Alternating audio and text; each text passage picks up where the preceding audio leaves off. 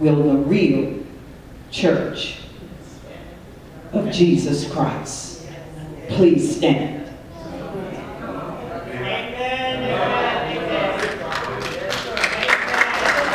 The real church.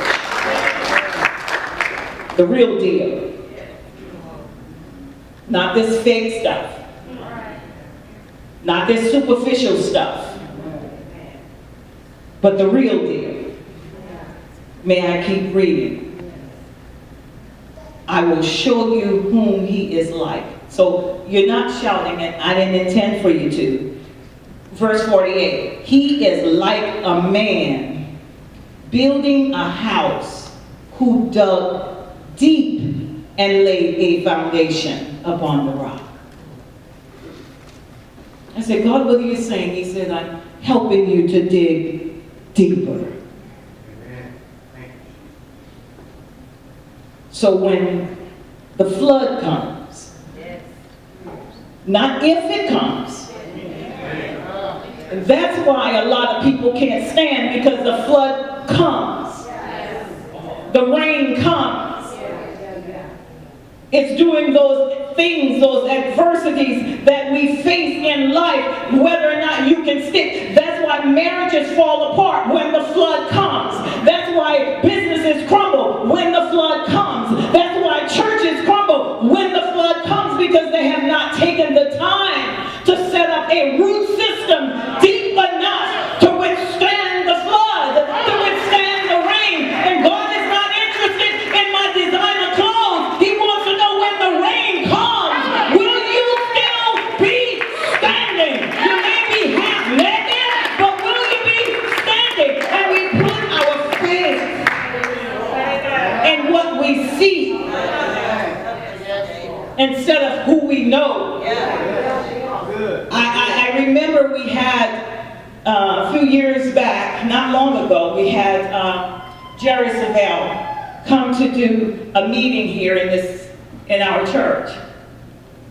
And he told a story, and this has stayed with me, especially through this season. He was standing right there, and he said he told the story of a rich man who was a billionaire, and he lost everything. His business went bankrupt, and he lost everything. And so his creditors began to foreclose on his home, and he took all of his possessions and all of his artwork, and then the news media was there to take his reaction. That's just like the world. Let me see how you're going to handle that. And he and his wife was sitting on the sofa, watching them just confiscate his stuff and just take all of his stuff up and pack his stuff up. And one of the reporters said, "Sir, what? Isn't this hurtful to you that they're packing up all your stuff?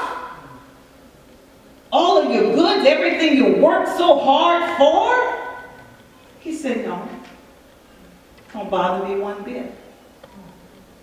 He said, "Well, I don't understand. That's all your money. That's everything you've earned. That's your livelihood. That's what you have used your life to get." He said, "No, because the same person who got that is still sitting right here."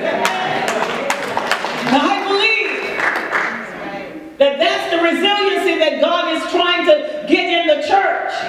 That whether you lose it all or you gain it all, it doesn't matter, because the same person, you know that the scripture says, and the same Jesus and the same God who raised Jesus from the dead shall quicken your mortal body. The same God that gave it to you once before can give it to you again. And that's why God is saying, hey, don't matter what you're going through, what you're losing, what it looks like not working for you. The same God that did it before can do it again. I love that song that Tammy Faye Baker gone to be with the Lord, but she used to sing it. What he did once, he'll do it again.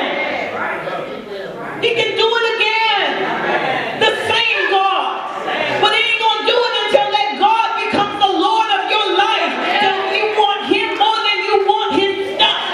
Until you want him more than you want life itself. And God is saying that when the rain comes, when the storm comes, I want to make sure that your house, I'm not talking about your physical address,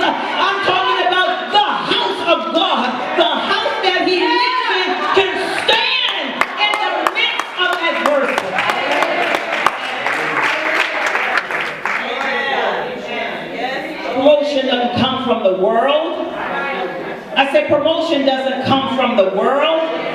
I said promotion doesn't come. Get your eyes off of your boss. Get your eye. Promotion, God trying to bless you. He's trying to do an inward work, and you're looking for external means. Give me some money. I know you have some. Give me something out your pocket. Oh, I don't give me no debit card that ain't real. Give me some green cash, somebody. Just real quick. I want to show you something. Come on, come on. Thank you. I'm going to get back to you. Amen.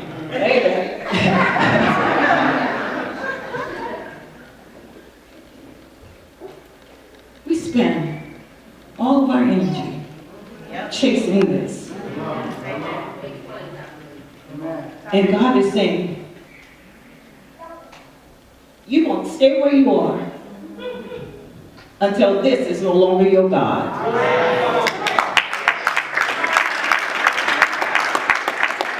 Because the same God that gave it to you is the same God that can give it back to you if it gets taken away.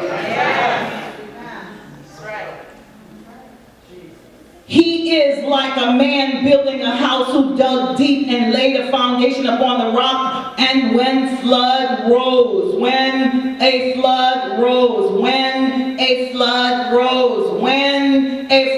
rose, you don't know when your flood is coming. You don't know what time you will be put to the test at everything. And God wants to know that I gave it all, but if I take it all away from you, will you still stand and serve me? Are you built on a foundation with some deep roots enough where no matter what comes or goes, I can still have you? Sammy, you came to my heart today, and I'm proud of you, son. This morning you came to my heart, and I'm proud of you. Because you're a young man. You're going through a lot. But I see such great change in you. Such hopeful change in you. And that's how God wants us to be. Instead of complaining about what we don't have, or what didn't work out, or who turned their back on us, or who we can't trust.